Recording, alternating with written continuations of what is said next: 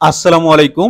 অষ্টম শ্রেণীর শিক্ষার্থীদের আজকের এই ক্লাসে স্বাগতম। আজকের এই ক্লাসে আমি তোমাদের ইংরেজি বইয়ের 66 নাম্বার পেজে 66 এবং 67 পেজে যে সকল ওয়ার্ড আছে এবং তাদের যে অর্থ আছে সেই সকল জিনিসগুলোকে বুঝিয়ে দেব। তোমাদের এই 66 এবং 67 পৃষ্ঠা মিলে মোট 8টি শব্দ আছে। প্রথমে আমরা এই 8টি শব্দের বাংলা অর্থ জেনে নেই। এক নম্বর শব্দ হচ্ছে স্টিগমাটাইজড, এটার অর্থ হচ্ছে অপবিত্র করা অথবা কলঙ্কিত করা। দুই নম্বর হচ্ছে স্টেরোটাইপড, মানে স্থাপিত ধারণা বা অন্ধ বিশ্বাস। ডিপ্রেশন মানে হতাশা। সাবস্ট্যান্স অ্যাবিউজ মানে পদার্থ ব্যবহারের অপব্যবহার অথবা নেশাদ্রব্য ব্যবহার। এম্বারেসড মানে লজ্জিত। এমপাওয়ার মানে শক্তিশালী করা বা অধিকার দেওয়া। ইনক্লুশন মানে সমাবেশ বা অন্তর্ভুক্ত করা। প্রায়োরিটাইজ মানে অগ্রাধিকার দেওয়া। এরপর দেখো এখানে কি বলছে দেখো। এক নম্বর ওয়ার্ড আছে স্টিগমাটাইজড। এই স্টিগমাটাইজড এর মিনিং দেখো, a set of negative and unfair beliefs that a society or group of people have about something or about someone or something, মানে a set of negative and unfair beliefs, যে একগুচ্ছ নেতিবাচক এবং অসম অসম ধারণা যেটা আসলে সমাজের বা একদল লোকের আছে কোন একটা লোক সম্পর্কে বা কোন একটা বিষয় সম্পর্কে। মানে কোন একটা লোক সম্পর্কে যদি তোমার একটা খারাপ নেতিবাচক বিশ্বাস থাকে বা নীতি বা একটা অসম বিশ্বাস থাকে, এটার মানে কি তুমি ভাবো যে ওই লোকটা খারাপ, মানে ওই লোকটার চরিত্র কলঙ্কিত হয়ে গেল না। এই জন্য স্টিগমাটাইজকে তোমরা ডিরেক্টলি কলঙ্কিত বলতে পারো বা স্টিগমাটাইজডকে কলঙ্কিত করা বলতে পারো। তো দেখো, স্টেরিওটাইপড, স্টেরিওটাইপের অর্থ কি জানছি, এটার অর্থ হচ্ছে স্থাপিত ধারণা অথবা অন্ধবিশ্বাস। দেখো, a fixed idea or image that many people have of a particular type of person or thing but which is often not true in reality and may hurt someone.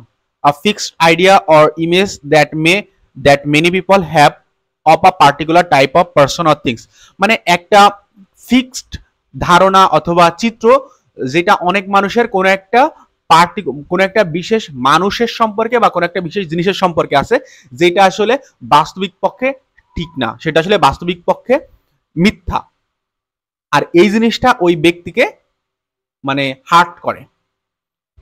So স্টেরিওটাইপের অর্থ কি দাঁড়াচ্ছে, যে তুমি একটা মানুষকে খারাপ ভাবো বাট সে আসলে খারাপ না, এটা আসলে স্টেরিওটাইপ। এরপর দেখো, এরপর আছে ডিপ্রেশন। ডিপ্রেশনের অর্থ তো তোমরা জানো, ডিপ্রেশনের অর্থ হচ্ছে হতাশা।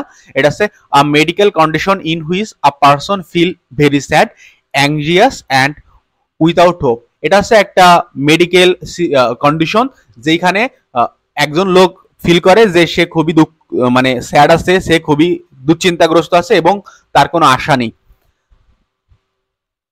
The depressed person often has physical symptoms such as being unable to sleep, lack of interest, a feeling of helplessness, and so on.